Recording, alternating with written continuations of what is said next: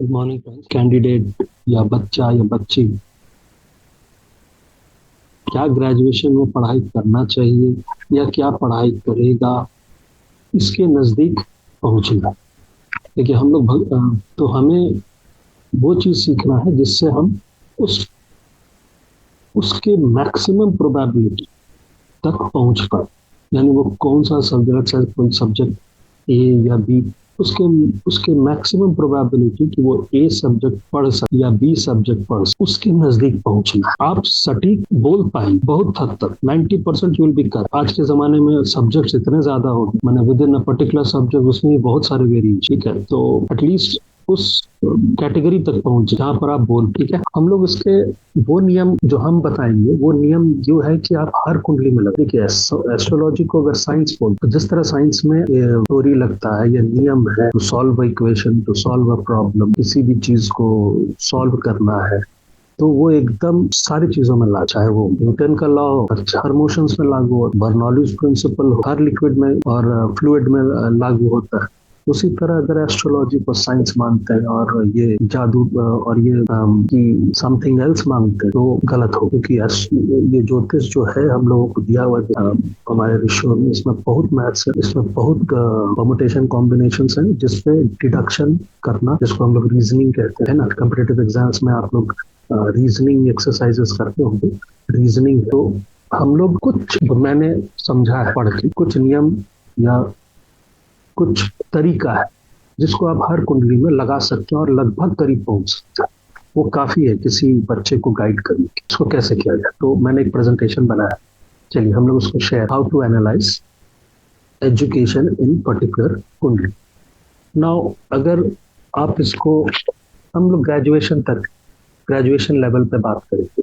हालांकि आज के ज़माने में आप देखिए बहुत हद तक आजकल क्या होता है ना, ट्वेल्थ में जो सब्जेक्ट्स लिए हैं, लगभग आप उसी से संबंधित या उससे रिलेटेड सब्जेक्ट्स आप ग्रेजुएशन में लेता है। वो किसी ने पीसीएम लिया है, फिजिक्स केमिस्ट्री मैथ्स लिया है, तो जनरली ये तीनों के ऊपर ही भागेगा, है ना। या इंजीनियरिंग करेगा या एमएससी करेगा या बीएससी, या फिर हो सकता है कुछ और की तरफ भी मूव मूव करे। ये होता है। प्लस टू के बाद लोग इकोनॉमिक्स ले लेते हैं, साइंस, या मैथ्स वाले जो होते हैं तो वो ह्यूमैनिटीज की तरफ चले जाते हैं। वो होगा, वो भी हम लोग देखेंगे। ये कैसे साइंस साइंस स्टूडेंट जो ट्वेल्थ तक साइंस था, वो इकोनॉमिक्स की तरफ शिफ्ट कर गया या किसी और सब्जेक्ट पे शिफ्ट कर गया जो उससे ट्वेल्थ रिलेटेड नहीं, वो भी देखेंगे। पर हम लोग प्रैक्टिस भी करेंगे एंड लगभग मेरे हिसाब से इस सीरीज में, मेरे हिसाब से पर एपिसोड हम लगभग 2 या 3 चार्ट्स पर सब्जेक्ट्स के उठा के आपको वही सेम प्रिंसिपल्स को थ्रू आउट लगा, एक कांस्टेंट तरीका जो हर कुंडली में लगेगा। लेकिन आप में वो रीजनिंग एबिलिटी होनी चाहिए कि आप जितना देख रहे हैं उससे डिडक्शन कर पाए। ठीक है, लेट्स गो। हमारे पास जो मैंने अपने तरफ से सीखा है, बोलिए, या समझा है, तो पहला, देखिए आप ना इस स्लाइड को देखिए। इस स्लाइड में ये कुछ प्लैनेट्स हैं और उनसे संबंधित जनरली सब्जेक्ट्स नजर आते हैं। ये पूरा सब्जेक्ट्स नहीं है, लेकिन ये उतना सब्जेक्ट्स है जो काफी है समझने के लिए, और लेकिन आप इसमें अपने तरफ से ऐड ऑन कर सकते हैं। ये जो टेबल मैंने आपको दिखाया है, ये बेसिकली के एन राव साहब के दिया हुआ। हालांकि ये किस नजरिए पे बेस्ड है, वो भी इनके आपका प्लैनेट्स के कैरेक्टर्स के ऊपर, जो आप ऑलरेडी पढ़ चुके हैं, इतने सारे यूट्यूब चैनल्स हैं उसमें पढ़ चुके हैं। तो चाहे पैसा दे के पढ़े हो या ऐसे ही पढ़े हो, जो भी है, तो आपको पता है। और उसके अगेंस्ट में क्या क्या सब्जेक्ट्स हो सकते हैं आज के प्रिवेलिंग समय में। लेकिन इसमें अगर हम और भी भरना चाहें तो फिर ये स्लाइड छोटा पड़ जाएगा। तो मैंने एक बेसिक लेवल पे राव साहब का दिया हुआ, इस चीज को हम लोग लेके आगे चल। आप नॉन टेक्निकल, सेमी टेक्निकल और टेक्निकल, कहने का मतलब क्या है? सेमी टेक्निकल माने सन या मून या गुरु या वीनस, मैंने ये हल्का एप्लीकेशन है, टेक्निकल हुआ इसमें एप्लीकेशन है थ्रू सैटर्न, मंगल, राहु या द प्लैनेट इटसेल्फ। मान लीजिए सन एफिक्टेड है, या सन पे शनि का असर है, या सन पे चंद्र है, या सन पे मंगल है, तो ये टेक्निकल कैटेगरी। उसी तरह मून अगर एफ्लिक्शन पे है, चाहे राहु से, शनि से या मंगल से, उस पे ये सब्जेक्ट्स आने लग जाए। एफ्लिक्शन क्या करता है बेसिकली, किसी भी प्लैनेट को, सॉफ्ट प्लैनेट को, या जैसे जो जो सात्विक प्लैनेट है, या जिसको हम लोग बोलते हैं जो बेनिफिक प्लैनेट्स हैं या पंडितई वाले प्लैनेट्स हैं, जैसे चंद्र हुआ, गुरु हुआ, वीनस हुआ, बुध हुआ, ये थोड़े से हार्ड ओरिएंटेड है। ऑब्वियसली सॉफ्ट टीचर को अगर आप थोड़ा सा स्ट्रिक्ट एनवायरनमेंट में रखोगे तो बड़ा होकर स्ट्रिक्ट ही बने, थोड़ा सा अड़ियल पकड़ी होगा, थोड़ा सा लेबर करने की कोशिश करेगा। शनि, मंगल और राहु क्या करते हैं, इंसान को मशीनों और हाथ का इस्तेमाल और औजारों का इस्तेमाल, इन सब से रिलेट कर देते हैं, या उन सब्जेक्ट से रिलेट कर देते हैं जहां पर ये औजार, जमीन, मैकेनिकल वर्क, ये सब इन्वॉल्वमेंट हो जाता है, या रसायन, केमिस्ट्री, या इंजेक्शन देना, मेडिसिन देना, ये इन्वॉल्व कर देता है। तो देखिए, गुरु अगर टेक्निकल होगा तो आपको जूलॉजी की पढ़ाई करवा, लेकिन अगर नॉन टेक्निकल है, मैंने वो प्योरली बैठा है, उस पर कहीं से भी इन 3-4 ग्रहों का असर नहीं है, तो वो आपको गुरु history, Sanskrit, literature, classical subjects में पढ़ा। गुरु ओवरऑल पे जनरली अगर लॉर्ड अगर गुरु रहेगा, थोड़ा सा एफ्लिक्शन बुध से रहेगा, या थोड़ा सा बुध के साथ रहे, या शनि के साथ भी रहे, तो बहुत हद तक वो आपको सेमी टेक्निकल कैटेगरी में पड़ जाता है। उसी तरह वीनस भी है, वीनस अगर प्योरली रहा बिना कुछ उसके, तो वो आपको नॉन टेक्निकल फील्ड पे ज्यादा ले जाएगा। थोड़ा सा रहा उस पर असर इन सब का, 3-4 ग्रहों का, जो क्रूर माने जाते हैं या मेलेफिक माने जाते हैं, तो ये सेमी टेक्निकल के ऊपर ले जाएगा। अगर बहुत हद तक है तो ये यहाँ ले जाएगा, बॉटनी है, टेक्निकल एस्पेक्ट पे ले जाएगा, जैसे botany, agriculture, graphic designing, animation, बहुत हद तक वीडियोग्राफी, बहुत हद तक ये सब चीज पे ले जाएगा। सैटर्न इन प्योर लेवल पे, उस पे अगर मंगल, राहु इसका असर नहीं है, तो बहुत हद तक हिस्ट्री, ज्योग्राफी पे ले जाएगा।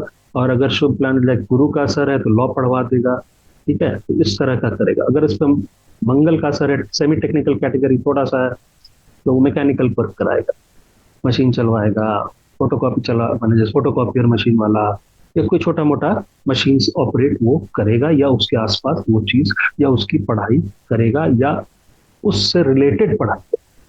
लेकिन जैसे इस पे बहुत जोर से असर आएगा, मैंने आपको ये नजर आ जाएगा कि बहुत हद तक बहुत प्रॉपरली असर डाल रहा है, चाहे मंगल हो, राहु हो, ये तो आप इंजीनियरिंग करा, इंजीनियरिंग कौन सा सब्जेक्ट में कराएगा वो हम लोग आगे पढ़ाएं।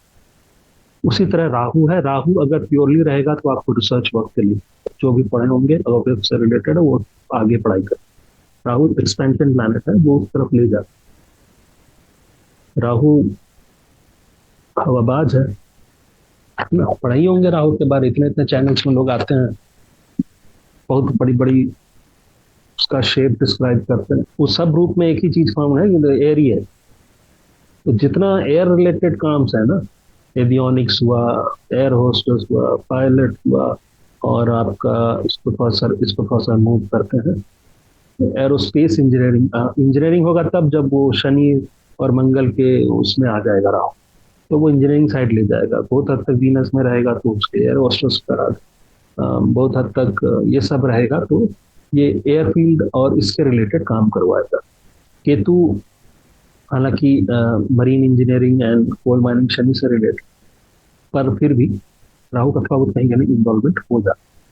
केतु जनरल लैंग्वेजेस कराता है, ठीक है, बहुत हद तक वो languages, foreign languages, different kinds of languages, linguistic ability, ये सब। और अगर वो मैंने उस पे इन मेन क्रूर और मेलेफिक प्लैनेट्स का असर रहेगा, तो वो कंप्यूटर में, कोडिंग में, प्रोग्रामिंग में, ये सब में घुसा देगा। अगर वो गुरु के साथ है तो माइक्रोबायल बायोलॉजी या बायोटेक्नोलॉजी, समथिंग समथिंग वो कराएगा। ठीक है, ये बेसिक है, इसमें सब्जेक्ट्स तो दिए बेसिक। लेकिन आप इसको, अब आपका सवाल होगा कि भैया इसको इम्प्लीमेंट कैसे करें, ऐसे ऐसे तो आप हाथ हिला के बता दिए, है ना, एकदम स्वाभाविक है। तो इस स्लाइड को दिमाग में रखिए। अभी हम नेक्स्ट स्लाइड पे क्या क्या हम लोग को करना है, और फिर हम लोग इन दोनों दोनों चीजों को रिलेट करें। जैसे नेक्स्ट स्लाइड पे, नेक्स्ट स्लाइड भी है। अब हम लोग इसको टारगेटेड और बहुत ही लॉजिकल वे, स्टेप वाइज पहले समझेंगे मुझे करना क्या है जिंदगी। तो एक सटीकता पे पहुंची, एक कैटेगरी दीजिए, उसमें कई वेरिएशन हो सकते हैं।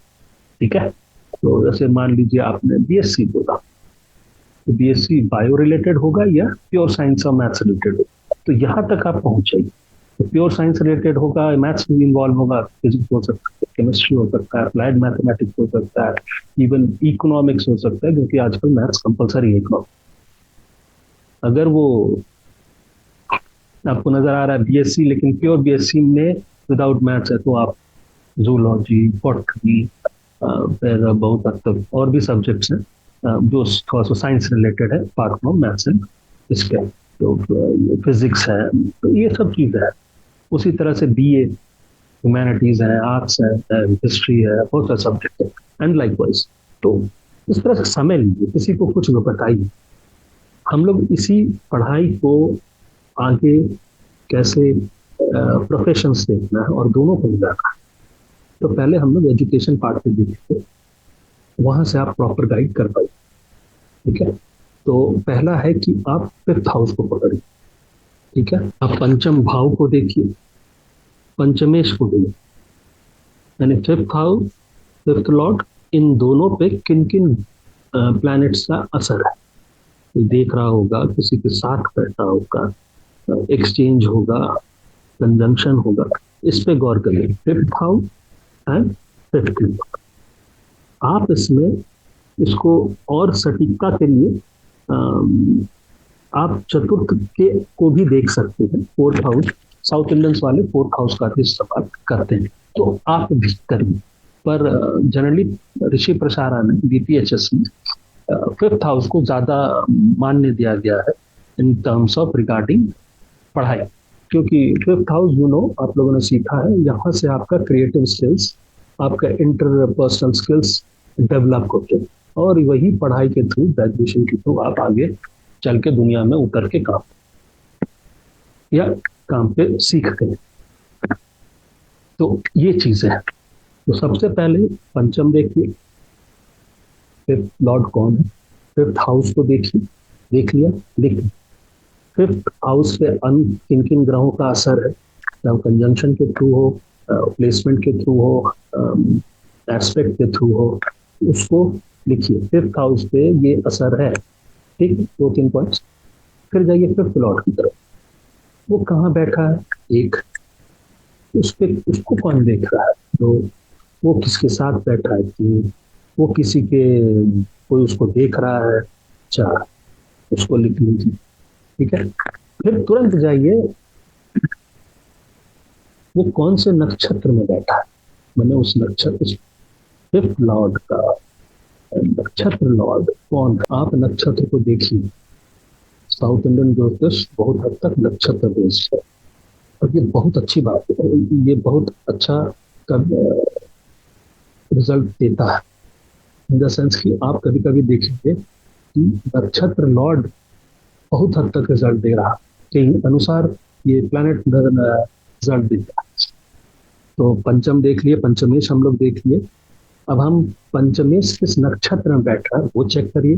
नक्षत्र लॉर्ड को चेक करिए। कहने का मतलब अगर कृतिका बैठा तो अगर हम बोले या अश्वनी बैठा है तो केतु है, ठीक है। तो आपने लिखा केतु, नक्षत्र मत लिखिए कृतिका या उस तरह, वो उतना डिटेल तो मत दीजिए।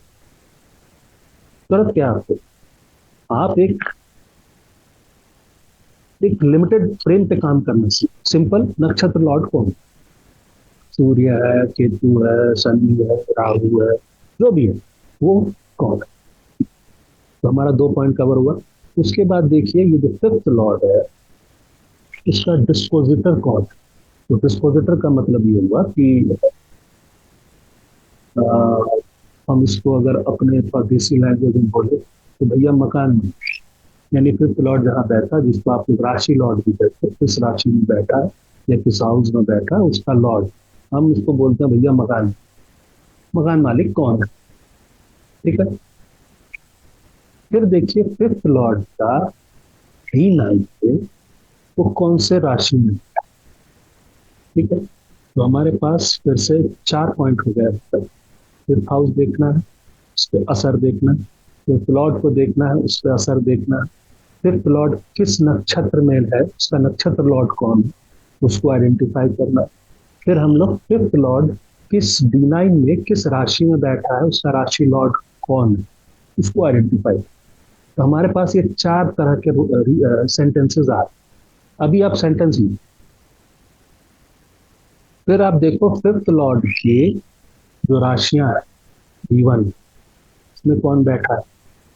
भाई किसी भी ग्रह का 2 राशि या एक राशि होगा, सन का एक है, चंद्र का एक, बाकी लोगों के 2 ग्रह 2 राशियां। तो उन 2 राशियों में कौन कौन बैठा, ठीक है। आप बोलेंगे यार इसका मतलब क्या है, ये क्या तुक हुआ कि आप जो लॉर्ड को चेक कर रहे हैं या फिफ्थ लॉर्ड को चेक कर रहे हैं उसकी राशियों में कौन से ग्रह बैठे हैं, उसका इससे क्या लेना या क्या संबंध आप जताना चाहते। तो भाई साहब सिंपल है, हम लोग बोलते हैं ना भैया कि तुम्हारा मकान मालिक कौन है, उसके हिसाब से तुम अपना उस मकान में रहे, ठीक है ना। मकान मालिक अगर पावरफुल आदमी तो तुम दुनियादारी में बोलते फिरोगे, हम सीना चौड़ा करके बोले अगर हमारा मकान मालिक तो नेता बाबू या फलाना, तुम उसी तेज में घूमोगे, ठीक। अब इसी को दूसरा तुम्हारे घर, मान लो तुम दिल्ली में, ठीक, और तुम्हारा अपना घर कहीं पर है, मान लो पटना में है, बम्बई में है, अपना एक फ्लैट है, उस फ्लैट में रह रहा है। अब वो जैसा होगा उसका असर तुम पे पड़े। गुंडा हो गया तो तुम्हारा प्राण सूखेगा, अच्छा आदमी हो गया तो तुम उसका फायदा लोगे, ठीक है ना। अगर नेताजी हैं तो तुम भी फायदा लोगे, गुंडा आदमी है फायदा लोगे भी, डरोगे भी, खुद भी परेशान रहोगे, वो तो करेगा ही करेगा अपनी जगह से। तो ये असर रहता है, इसका जिंदगी में रहता है, जिंदगी में भी रहता है। तो हम लोग मकान मालिक को भी देखेंगे, हमारा पंचमेश का मकान मालिक कौन है, एक। पंचमेश की राशियों में कौन बैठा है, कोई ग्रह बैठा है क्या, इसका भी असर पंचमेश पे रहेगा। पंचमेश के नक्षत्र पे कौन बैठा, यानी पंचमेश किसका नक्षत्र लॉर्ड बन रहा, उन ग्रहों को आइडेंटिफाई करिए, ठीक है। फिफ्थ लॉर्ड किसका नक्षत्र लॉर्ड बन रहा है, मतलब अगर मान लीजिए कृतिका तो सन बनता, सन है। कृतिका में कौन जाके बैठा तो सन उसका, मान लीजिए फिफ्थ लॉर्ड सन, तो सूर्य का नक्षत्र हो गया एक कृतिक। तो कृतिका में आपने देखा भैया, कृतिका में प्लैनेट ए बैठा है, तो यानी मेरा फिफ्थ लॉर्ड उस ए प्लैनेट का नक्षत्र लॉर्ड है, ठीक है, यानी कि मकान मालिक है, नक्षत्र मालिक है या नक्षत्र मकान मालिक है, तो उसको भी आइडेंटिफाई कर, उसका भी असर रहेगा इसमें, ठीक। क्योंकि उसका अपना प्रॉपर्टी है, फिफ्थ लॉर्ड का अपना प्रॉपर्टी है, इसको वो आदमी बैठा हुआ किराया, तो वो असर भी रखेगा इसको, ठीक है। चौथा मतलब एक नेक्स्ट पॉइंट ये है कि अब ये इतना चीज आपने लिख लिया 5, ठीक है। आप इन 5 पॉइंट से डिस्कस निकालिए उसी टेबल के हिसाब से, जो ये टेबल मैंने आपको दिया, ये टेबल जो मैंने आपको दिया, इस टेबल से आप कुछ इन्फ्रेंसेस निकालने की कोशिश, ठीक है। तो ये से कुछ निष्कर्ष निकालने मैंने try to find out some conclusion sentence. सटीक अभी भी नहीं था, आप स्टेप वाइज, हालांकि ये काम आप लोग यार बहुत सारा सीखना है ना, जैसी प्रैक्टिस लोगे ना फट फट आंख दौड़ेगा, ठीक है। और मन में एक एक सेंटेंसेस बनते रहे, ओके, तीन चार सेंटेंसेस दिमाग में आता रहे, मैंने इनके रिलेशनशिप पे, ओके ओके ओके, जो जो आ रहा है ना वो पॉइंट्स लिखते चलो। अभी हम लोग वापस उस बैक पे जाते हैं, हम लोग इस पे वापस थोड़ा स्लो चल रहा है, कोई बात। पंचम तो हम लोगों ने देखा, अच्छा एक बार ये तो आपने सब कुछ देख लिया, भाव देख लिया, लॉर्ड देख लिया, इसके नक्षत्र में बैठा वो देखा, वो उसके नक्षत्र में कौन बैठा है वो देखा, फिफ्थ लॉर्ड का मकान मालिक डिस्पोजिटर कौन है वो देखा, फिफ्थ लॉर्ड किसी का मकान मालिक बन रहा है, यानी उसकी राशियों में कौन कौन सा है, D9 में उसका राशि लॉर्ड कौन है, ठीक है। फिफ्थ लॉर्ड की राशि या फिफ्थ लॉर्ड का नक्षत्र में ग्रहों की जांच करें, वो भी कर लीजिए। अब क्या करिए, अब हम लोग भावार्थ भावम के कंसेप्ट पे एक काम और ऐड करेंगे। फिफ्थ से फिफ्थ हाउस को एनालाइज करें, यानी पंच फिफ्थ से fifth house is ninth house, ninth house को एनालाइज करिए कि नाइन्थ हाउस में आपका वो उस पर असर किसका है, उस पर लॉर्ड का असर किसका। अब कुछ लोग बोलेंगे नाइन्थ हाउस तो हायर स्टडीज के लिए है, तो हायर स्टडीज आप करोगे कहाँ से बाबू, ग्रेजुएशन में जो सब्जेक्ट लोगा उसी से पढ़ेगा ना, तो रिवर्स इंजीनियरिंग है ये, सिंपल है। तो ये देखिए, फिर कारक जो है बुध, उसको पकड़िए और बुध से भी पंचम भाव का एनालिसिस, बुध से पंचम होगा, उसको नोट डाउन करिए, उसका लॉ, उसको उस जगह को देखिए, उस पर क्या असर है, मतलब फिर से 1 6 उसी को उस हिसाब से एनालाइज करिए, उसका लॉर्ड, उसका ये उसका नक्षत्र लॉर्ड। तो बुध से फिफ्थ हाउस को उसी तरह से 1 to 6 1 to 5 एनालाइज, फिफ्थ से नाइन्थ को 1 to 5 जैसे पॉइंट से उसी तरह से एनालाइज करें, ठीक है। अब यही काम हम लोग D9 में भी करेंगे, सेम, ठीक है। D1 और D9 में अंतर क्या, हम D9 को एज इंडिविजुअल चार्ट ट्रीट करते हैं, ठीक है, हम राशि के थ्रू भी देखते हैं, पर D9 को इंडिविजुअल करते हैं। तो D9 को हम इंडिविजुअल क्यों रखते हैं, इसका मूल्य कारण ये कि हम जो D1 में कंक्लूजन निकाले उसका कंफर्मेशन मुझे D9 में चाहिए। D9 में जो दिख रहा है और वो D1 में नहीं दिख रहा है, तो उसके होने के आसार बहुत कम हो जाते हैं।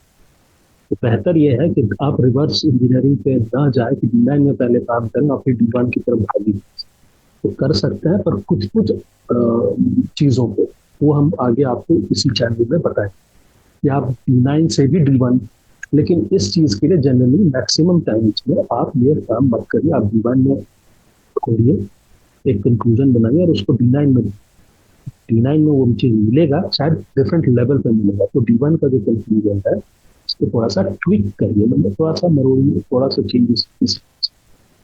तो हम लोगों ने जो 1 to 6 पढ़ा, इसको आप D1 में D9 में फिर से इवॉल्व करिए और फिर दोनों चीज को सामने रखिए, उसमें से आपको नजर आएगा किसको डिलीट करना है किसको रखना है, कॉमन फैक्टर कुछ नजर आए, ठीक है। फिर हम लोग इसको निकालेंगे कैसे, तो यहाँ पर आता है ना आपकी एबिलिटी की, आप देखिए कौन सा ग्रह ज्यादा मजबूत, उसके असर ज्यादा रहे, कौन सा नक्षत्र लॉर्ड का ग्रह बल अच्छा है, जिसका स्ट्रेंथ अच्छा है ना वो ज्यादा हावी रहे, जिसका स्ट्रेंथ कमजोर है वो कम हावी रहेगा लेकिन वो फर्दर काम करे। सबसे मजेदार बात, ये सब करने के बाद आपने 3 4 सब्जेक्ट्स निकाला, अभी भी आप थोड़ा सा कंफर्मेशन पे नहीं आ पा रहे, राइट, तो आप क्या करिएगा। अब ये स्लाइड में यहाँ पर है कि अभी तक जो हम लोगों ने पढ़ा उसके हिसाब से, जैसे कि जो हम बोल रहे थे कि 1 to 5 पॉइंट या 6 पॉइंट को आप D9 में भी देखिए। आपका सवाल ये होगा कैसा, वहां नक्षत्र कहाँ से देखे, ठीक है।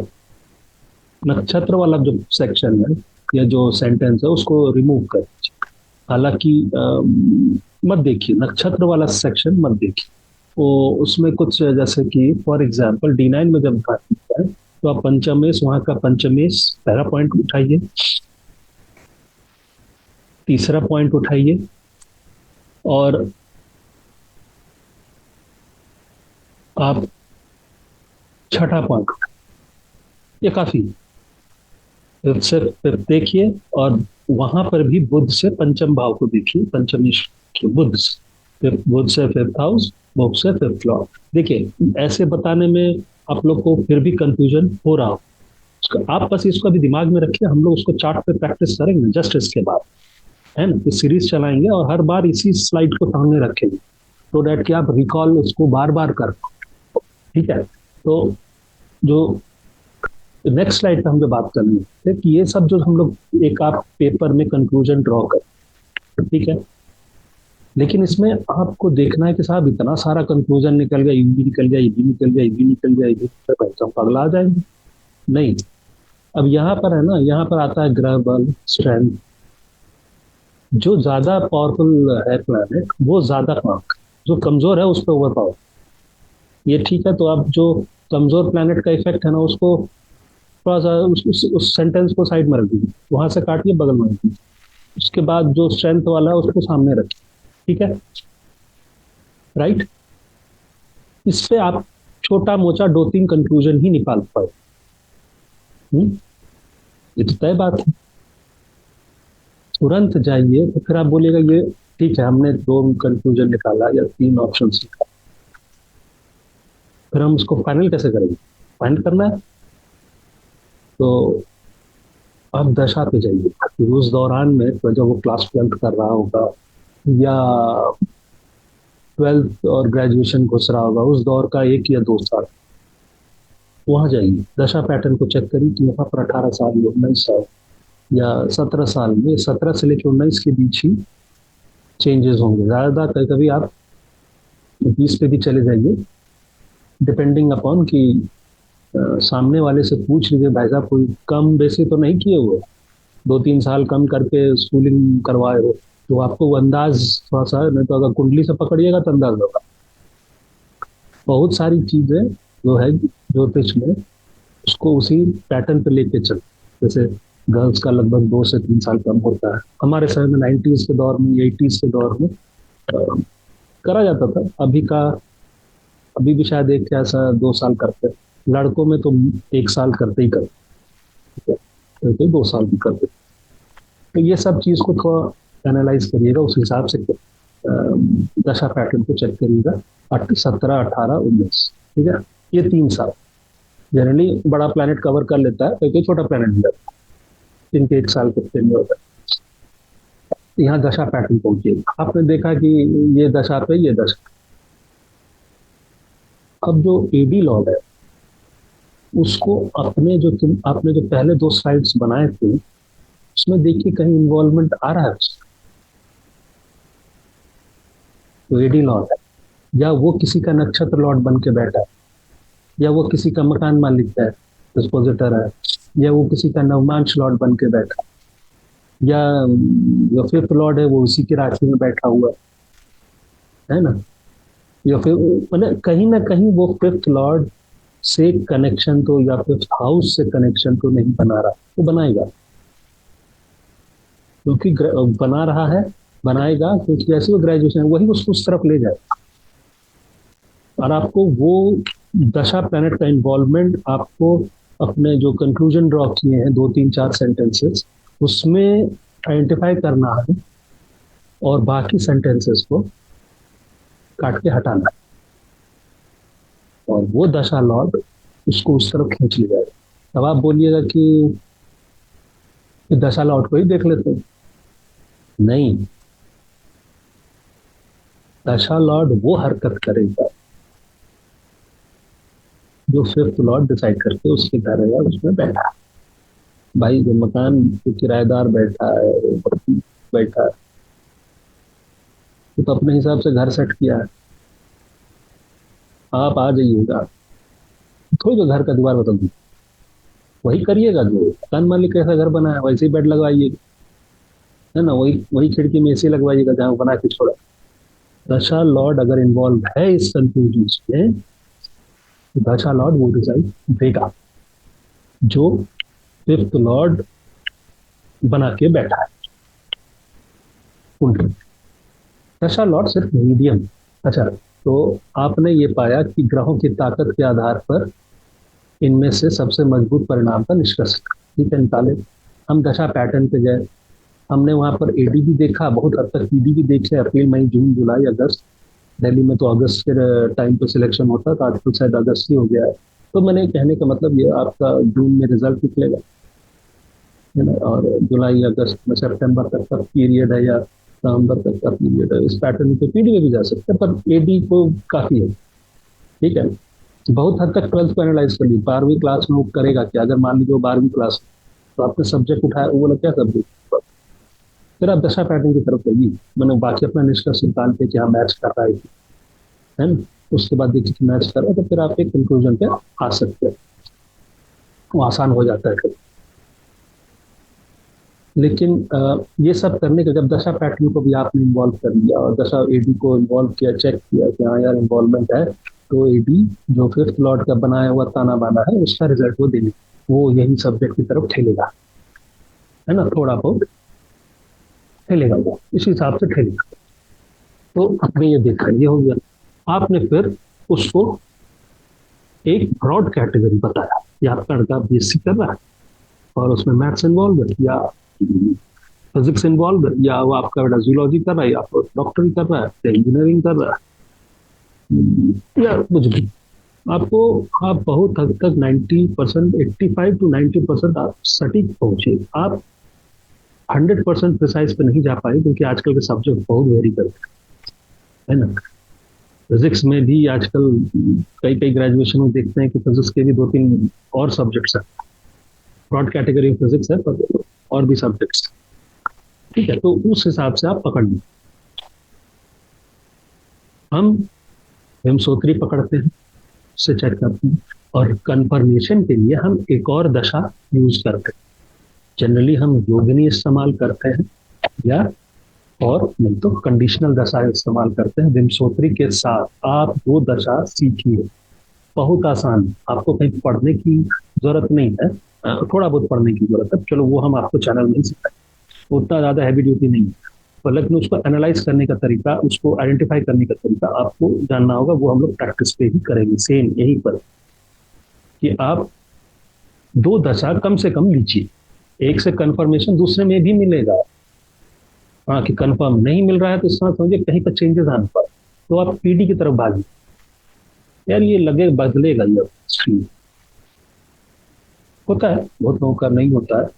दिल्ली यूनिवर्सिटी में जैसे बहुत लोगों का नहीं होता है, बेचारे साइंस में होता है। अब उसमें कुछ पैटर्न आपको नजर आ रहा नहीं है, तो देखिए सब कुछ बदलेगा। वो फिलोसफी ले लिया, हिस्ट्री लेके काम चल रहा है, इकोनॉमिक्स ले लिया, वो दिखाई देगा, वो पीडी में दिखाई देगा। वो कंफर्मेशन आपको जब आप 2 दशा इस्तेमाल करोगे ना, तो फट से नजर, अगर यहाँ पे चेंजेस, ये दशा कुछ छोटा सा दिखा रहा है, हम लोग इस पर काम करेंगे। जनरली आप किसी भी चैनल का ना इस तरह का नहीं इम्प्लीमेंटेशन दिखाता, हम दिखाएंगे आपको कि एक चार्ट को कैसे लेना है, ओवरऑल कैसे एनालिसिस करना है, विमसोत्री से एनालाइज करना, फिर एक कंडीशनल दशा या योगिनी दशा देखे इसको कैसे पढ़ो, हम लोग उस हिसाब से करें। ठीक है, तो अभी हम लोग इसको आप रिपीट करते हैं। फिफ्थ लॉर्ड को देखेंगे, फिफ्थ हाउस को देखेंगे, फिफ्थ लॉर्ड के नक्षत्र को देखेंगे, फिफ्थ लॉर्ड के नक्षत्र में कौन बैठा है वो देखेंगे, fifth house sorry fifth Lord का नवमांश राशि को चेक, नवमांश लॉर्ड को चेक करेंगे, पंचम से पंचम चेक करेंगे, पंचम से पंचम में चेक करेंगे उसका लॉर्ड कौन है, वो उस ग्रह पे, उस हाउस पे किसका असर है, और फिफ्थ से फिफ्थ जो बनता है नाइन्थ लॉर्ड, वो उस पे किसका असर है। हम यही चीज D9 में चेक करेंगे। D9 में हम फिफ्थ लॉर्ड को लेंगे, D9 का फिफ्थ लॉर्ड, D1 का नहीं। हम D9 को एज इंडिविजुअल ट्रीट करिए। Divisional chart is only D1 में जो दिखाई देता है उसका माइनर वर्जन वेरिएशन, तो आप D1 को ट्विकिंग कर सकते हैं कि अरे यार यहाँ पर तो अच्छा, इसको थोड़ा सा घुमा, बस यही चीज है। तो आगे अभी हम लोग प्रैक्टिस पे चलते हैं। तो हम लोग एक चार्ट लेंगे और उसको आइडेंटिफाई करने की कोशिश करेंगे उसने ग्रेजुएशन किस सब्जेक्ट में की। ठीक है, जैसे हम लोग शुरू करते हैं बीएससी से, लाइक ये साइंस सब्जेक्ट से। ठीक है, एक ब्रॉड पैटर्न है, जैसे साइंस में ग्रेजुएशन किया, हम इसी पैटर्न पे चलेंगे, लगभग 4-5 चार्ट, 3-4 चार्ट हर एक सब्जेक्ट से उठाएंगे और उसको एनालाइज करेंगे। फिर हम लोग जाएंगे अ, हर चार्ट को उसी हिसाब से यही स्लाइड के बेस पे चेक करें, राइट, और फिर एनालाइज करें। तो जैसे साइंस पे उठाएंगे हम लोग एक चार्ट और देखेंगे उस पर वो कौन सा सब्जेक्ट पढ़ा है, और इसी नतीजे इसी पॉइंट्स के थ्रू अप्लाई करेंगे। कोई चेंजेस नहीं, यही जो हमारे पास हथियार, जो 5 6 7 हथियार हैं, इसी का इस्तेमाल उसी पे करेंगे। और कांटा छुरी हम जो ने बनाया है उसी पे कांटा छुरी लगाए लगा, उसी पाना से उसी हथौड़े से खुलेगा 5th हाउस का या 5th का या ग्रेजुएशन का ताला, यही 4 5 पाना हथौड़ी से खुलेगा, 6 नहीं, जो बोल दीजिए आप। ये मेरा तरीका है। तो चलिए नेक्स्ट एक चार्ट उठाते हैं। पहला चार्ट साइंस रीडिंग।